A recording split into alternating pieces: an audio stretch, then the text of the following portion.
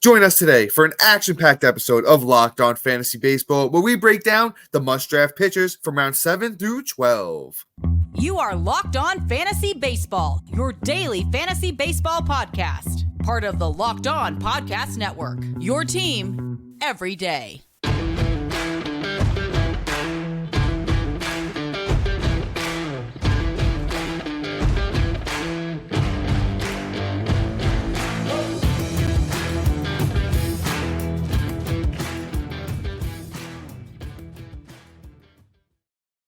Hello, fantasy baseball fanatics, and welcome to the Locked On Fantasy Baseball podcast, brought to you by the Locked On Sports Network, your team every day. As always, we're your number one source of fantasy baseball knowledge, and thank you for making us your first listen each and every day. I'm your host, Dominic Martino. You can find me on Twitter at DomMartinoFB. Here, as always, with my brother, my co-host, my partner in crime, Matthew Ane, and you can find him on Twitter at Matthew_Ane.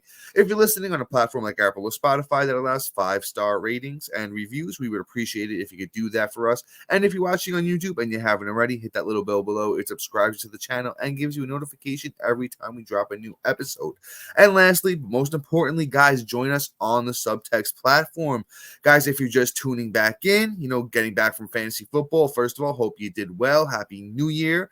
Join us on Subtext. You get rankings. Matt and I's rankings are super detailed. We got over 100 starting pitchers, 100 outfielders. We got over 40 at all the infield positions. We're going to be putting tiers into those rankings within the next couple of weeks.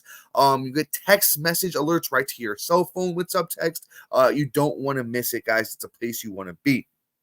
And real quick, today's episode is brought to you by FanDuel. Make every moment more right now. New customers get $150 in bonus bets with any winning $5 moneyline bet. That's $150 if your team wins. Visit FanDuel.com/lockedon to get started today. And Matt, my brother, take it away. All right. So, guys, again, we're continuing this saga, which I think is good exercise to analyze who's available in each round based off of ADP. This is literally where these players are getting drafted, not based off of, rankings or our rankings, because not everybody brings the same rankings to the draft. So this is a good exercise to see where the average draft pick is for each player. And we want to analyze each round and kind of see what our options are and, who's worth the pick and who's not worth the pick. And right now we got guys that are either honorable mentions, or we're going to talk about whether we would draft them this round or move on and pick somebody else that might be right below them.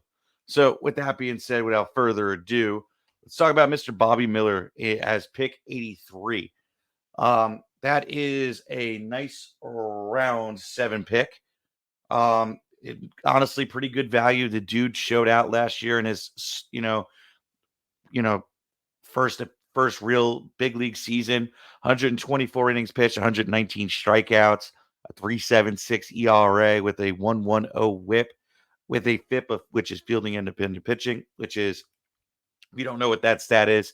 Essentially, it is how they're pitching with an average defense behind them and not a above or below defense. So he had a 3.51 FIP, which is an ERA indicator that he was pitching a little bit better than what he was showing. And honestly, I think he has, just a lot more than what he's displayed. And I think he could bring it down to about the 3.52 ERA, if not a 3.25. I think he can get himself up to a K per 9. I think that, the sky's the limit for Bobby Miller. And quite honestly, the value and the price is right. Quite honestly, pick 88. He might be like my pitcher 3 in certain circumstances, and I'm totally happy with it. I'll be smiling ear to ear at that point because my team will be nice and loaded with him as my pitcher 3.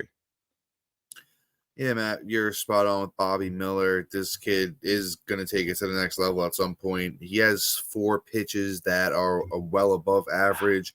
That fastball, he gets up there, over 100, averages 99. Really love everything that Bobby Miller brings to the table. I have him ranked as my SP22, and he's coming off the board as the SP22 once again, as Matt mentioned, at pick 83.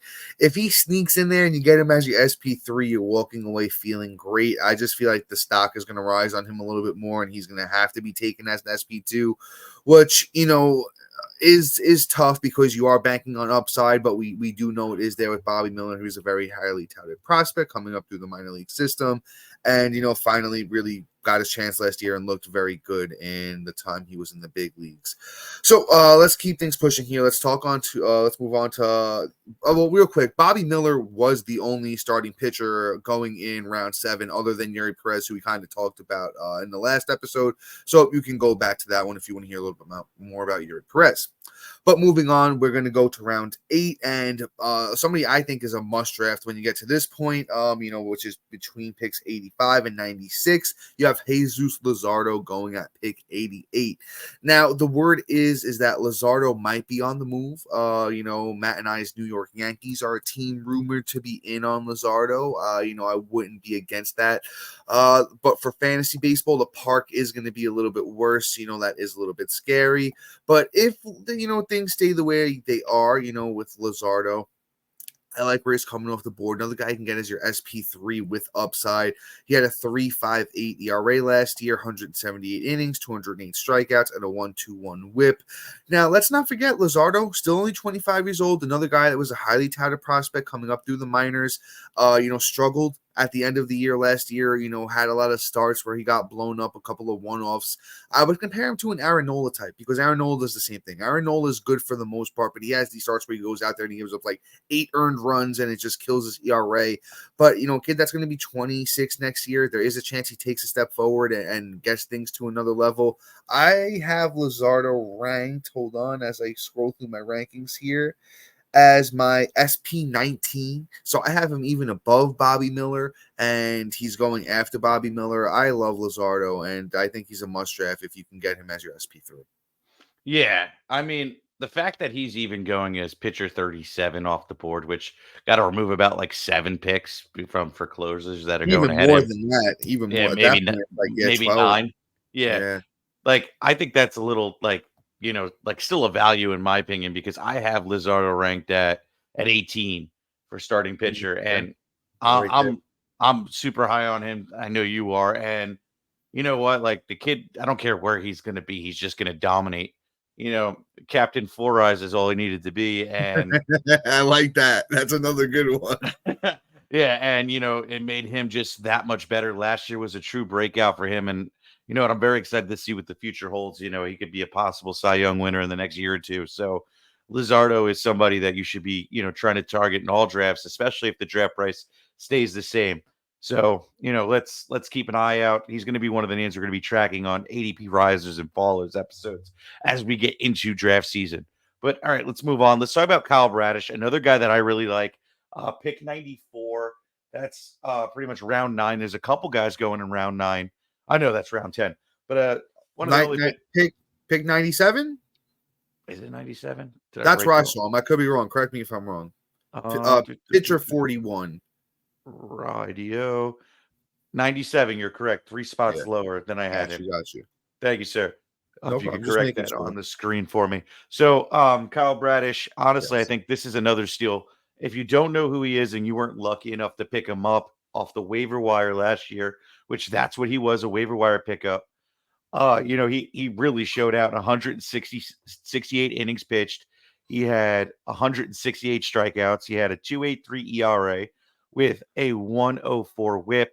And what I really love I mentioned FIP earlier. His FIP was a 3.27. So yeah, he was still pitching above board and better than what he actually was, in my opinion. But still, a 3.27 FIP is still something to really be proud of. And if he does that this year and just comes a little bit more to the mean and just like, hey, I'm here.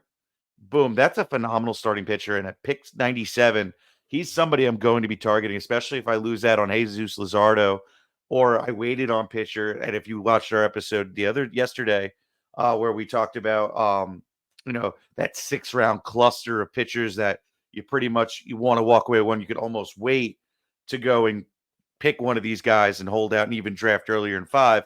You could then wait again and go and scoop up a Luzardo and Bradish and then boost up and bolster up your batting staff. So Kyle Bradish is somebody you definitely want to consider and target in this round. Yeah, Matt, real quick before I jump in here and I give my take on Kyle Bradish and we move along and talk about some of these other great must-draft starting pitchers as we get into the middle rounds of the draft, we're going to hit you guys with a quick ad. And guys, we're talking about JCE Medical. I know we come to sports to escape from some of the crazy realities of real life, but can we just talk for a minute about preparing for real life?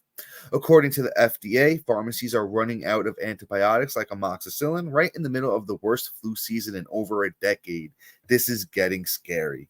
I can't imagine a more helpless feeling than if one of my loved ones, really needed, some of these medications while there's supply chain issues and, they were kept from life-saving medication that they needed. Thankfully, we'll be okay because of JCE Medical. The JCE case is a pack of 5 different antibiotics to treat a long list of bacterial illnesses, including UTIs, respiratory infections, sinusitis, skin infections, among others. This stuff could happen to any of us. Visit jcemedical.com and complete your physician encounter. It will be reviewed by a board-certified physician, and your medications will be dispensed by a licensed pharmacy at a fraction of the regular cost. It's never been more important to be prepared than today. Go to jcemedical.com and use the offer code LOCKEDON to get $20 off your order. And guys, with that being said, once again, I just want to talk about the Subtext platform. I can't stress how important it is this time of year to get a leg up on your competition, and what a better place to do that than by joining Matt and myself on the Subtext platform.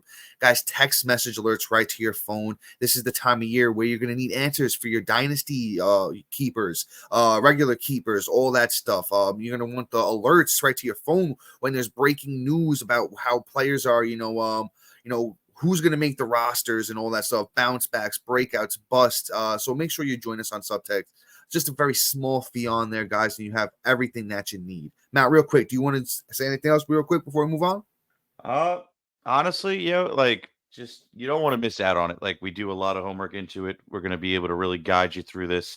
And I know I've been a little spotty recently with posting it, but it's coming out tomorrow. There'll be an update, and you don't want to miss out. So join today so you don't miss out on my updates for tomorrow. All right. Yes, sir. All right, Dom, you want to give us a little Bradish action? Yeah. Matt, hit the garden. Yes, sir. You did a very good job there talking about him. I just want to mention the reason he really did take the step forward next year. He really, changed up his pitch mix. He took that sinker that he hardly threw at all in 2022, up that to about 20% of the time. He threw it. He was leading with his slider last year when he led with his fastball in 2022. So I just want to mention, this is the stuff that you're looking for in a legitimate breakout. Not that he just got hot randomly for, a 5-7 start stretch, but a true change in, the pitch mix, or the way they're releasing the ball, or the amount of spin they're putting on the ball, or something like that as far as pitchers go. And, at 26, Bradish made the changes. They worked out for him. He had a monster season. I don't think there's another level. I honestly think, as far as the ERA goes, this is probably a high. He's probably going to be like a mid to low threes ERA type of guy, right around that K per 9, with strong control. Hopefully the whip stays where it is. Bradish, I don't think he's somebody I'm absolutely targeting, but, another solid, option as your SP3, and I think he is legitimate. But let's move on to this next guy, somebody who I think I'm a little bit more excited about. Let's talk about Cole Ragans.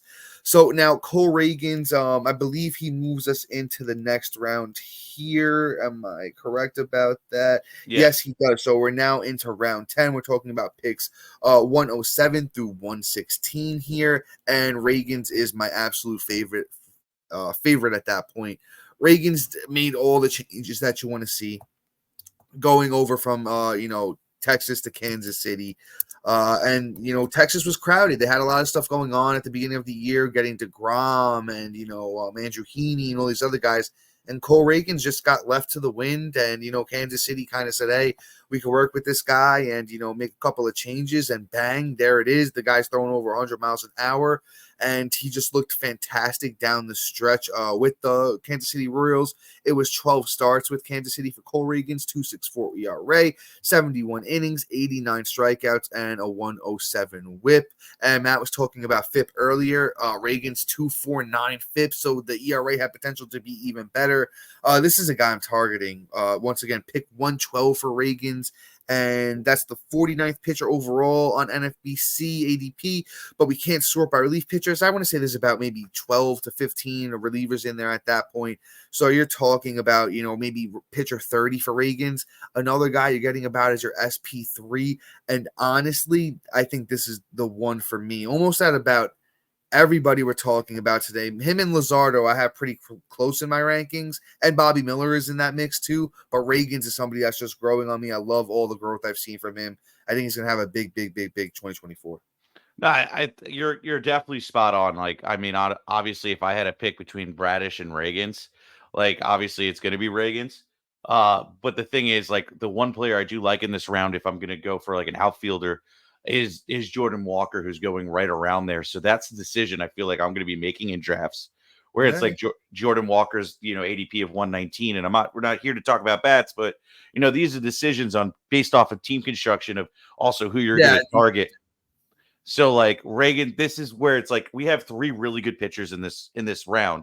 Like we're gonna talk about the next guy who I'm super high on as well with Ragans. And it's gonna be a tough decision. Okay, do I want to complete my outfield, which is hard to come by with Walker, or do I want to, scoop up somebody in an earlier round and then target and wait around for Ragans?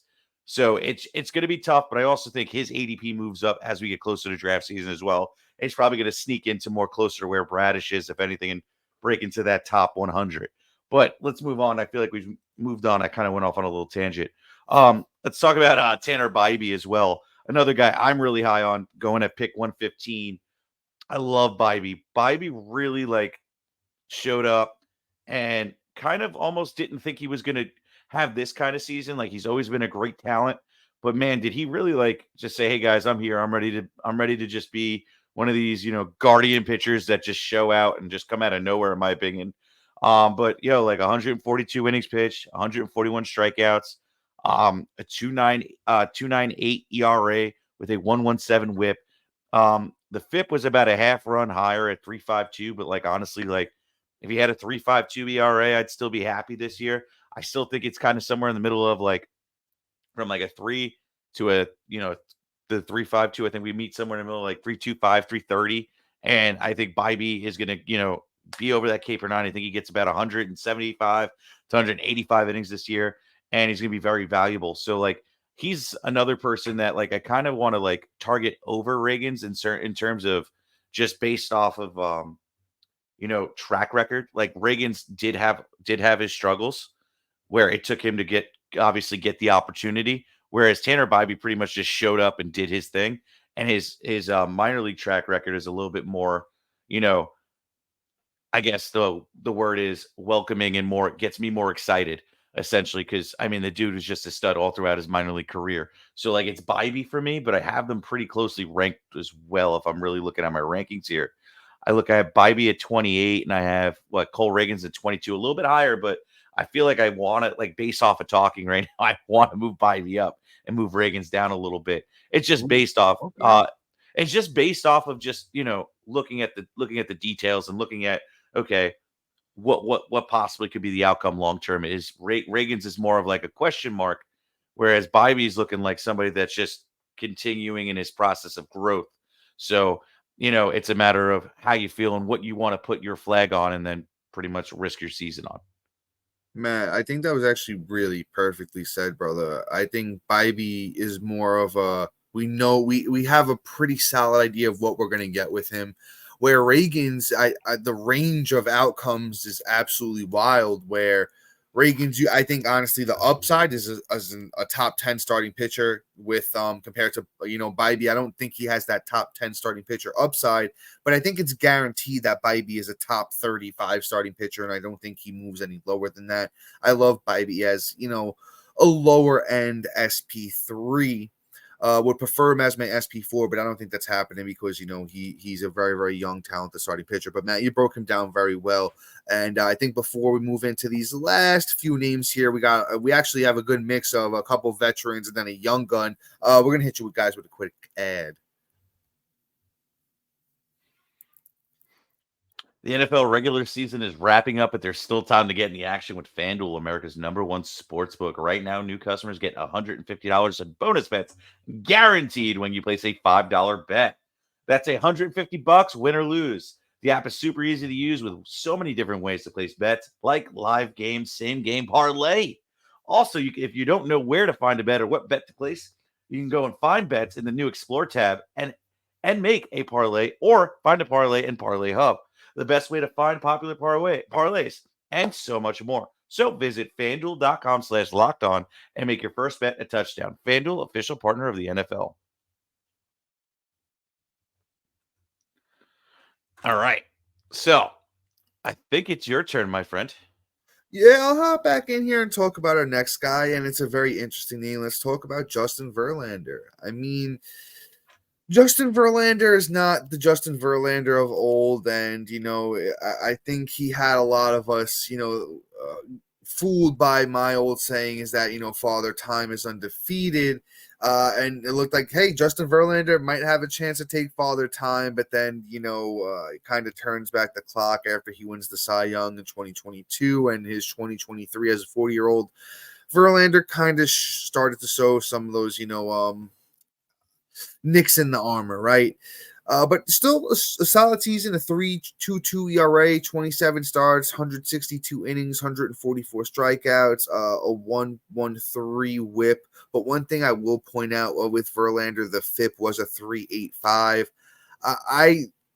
I think he pitches as much as he can for Houston this year at age 41, and I think the results are going to be solid. I think a mid-3s ERA with, I think he could still hover around a K per 9 with decent control where the whip isn't going to kill you, maybe like a 1.15 whip. But at 41, I don't know how much we can ask of Verlander.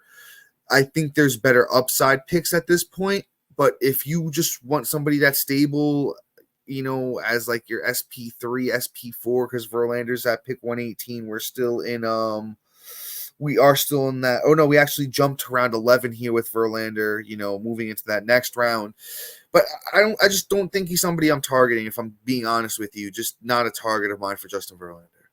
And you know what? I'm right there with you too. Like honestly, like I want to pick Verlander because also you look at it like a little bit deeper. You look at his baseball savant page and you start looking at like his speed of his pitches and stuff. Like there's not actually like anything like super alarming. Like things are kind of on par where it was in 2022. It's just Father Time just I think kind of caught up with him in terms of like, how do I want to put this, but essentially just endurance, like the whole body's breaking down a little bit.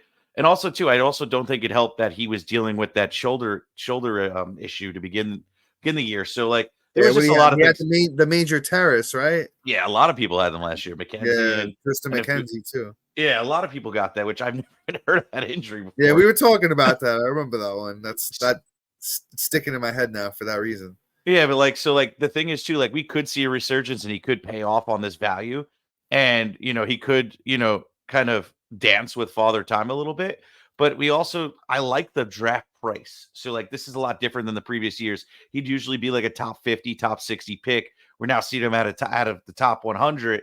And it's kind of tempting, like, bless you, if he was available like around this time and I kind of am looking for a pitcher and Bibee's gone, I might pick Verlander just right there, just because, hey, it's great value on just the name and take a shot. He'd be like my pitcher 4 at this point. So I'd be okay with Verlander, but I'm going to move on. Like, I think we spent a great time. Your take was great on him. But yeah, let's talk about Sonny Gray, another guy who's, a little bit on the older side. He's 34 years old this year, but still went out and had a good year. Sonny Gray had 184 innings pitched. He had 183 strikeouts. He had a 2.79 ERA, and he had a WHIP of 1.14. He had a really, really nice year, and to boot, his FIP was a 2.83. So he was pitching right on par as to what he was doing this year. Now, my only little knock on him, honestly, is, can he do it again? He is 34. He's not like Verlander or Scherzer, where for that matter, where you're trusting the age at this point. And again, this is not saying I trust Scherzer this year, but I'm just saying that the history and how old they've been able to do it. Sonny Gray just doesn't have the track record the others two do, but I do want to say like the last 2 years have been fantastic. Last year, he was only able to get 119 innings pitched, but in that, he had a 3.08 ERA. So Sonny Gray at pick 124, I'm not mad at picking. I think honestly that's a great upside play, and it's a very reasonable price. And depending on what your team construction is, he's somebody you definitely want to at least highlight and kind of put in the queue and be like, okay, how does this look? Can my team, be benefit? Is it the right time to go and pick that pitcher? Because now you're really in the mud of how you want to construct your team, and Sonny Gray might slip in there and be a real boost to your rotation. Yeah, Matt. Great take on Sonny Gray. Did you mention when you have him ranked, Matt? I did not, but I can. I'll say this: I have Sonny Gray actually 24. There you go. You're even higher than me. I have him at 28, and pick 124, getting him as your SP4. That's a bargain in my opinion. I'll probably have a lot of Sonny Gray. And that just if you're taking a guy like Sonny Gray, it's we talked about rotation, stabilizers. I guess that's going to be like a term I'm going to be using a lot this offseason. So I think y'all need to just get on board with me using that. Sonny Gray is that. We know what we're going to get. He's going to give you a strong amount of innings. He's shown that he can throw over 200 innings, get up there 180, 175. He's done it a bunch of times in his career. And he goes to the Cardinals. A good team to pitch for. I guarantee they're going to be better than they were last year. I don't think the ERA stays, under 3, but is a low 3s ERA with 100 and once again 184 innings, 183 strikeouts, and a 114 WHIP possible again. Yes, and I think that's why we need to take guys like Sonny Gray. All of the picks can't be sexy, not every pick has to, be like, okay. But when you take a guy like Sonny Gray, you know what you're getting, and it's going to be good production. He's had one, really bad year in the last 4. His whole career, throwing 1,500 innings. He's a 3.47 ERA guy. Right under the K/9 for his career, and his career whip is a 1.20. But the last 2 years, Sonny Gray's shown improvement, aging like fine wine.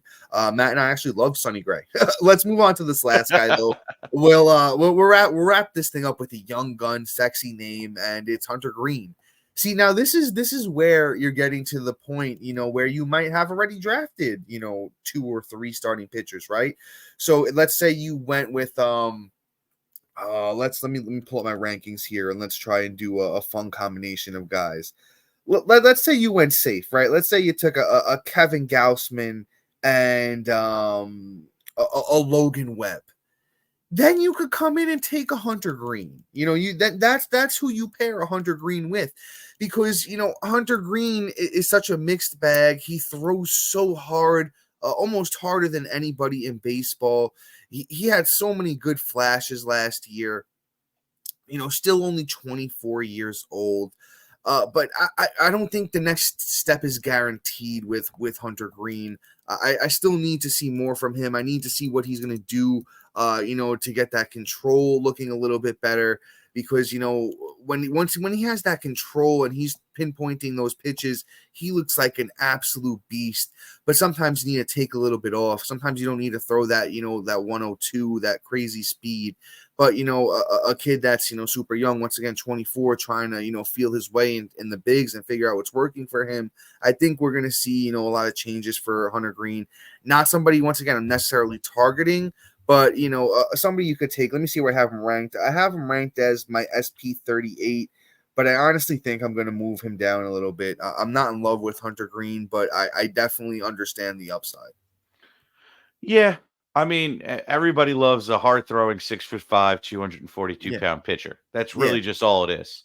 But, quite honestly, I'm just the control doesn't seem to be there yet, and I'm just not fully in, like you said. I have him as pitcher 39. I could see him also moving down around pitcher 45. I honestly, this is too rich for my blood at pick 132. So I don't think I'll be having him in any drafts because, he would have to be much lower, and I'd rather gamble on his teammate who's almost $3.99, and that's Nick Lodolo, versus Hunter Greene paying up this price. So, with that being said, man, why don't you take this away? Yeah, guys. That's all for today. Please be sure to like, subscribe, comment, rate, and review. And thank you for making Locked On Fantasy Baseball your first listen each and every day. But guys, until next time, see you. Peace.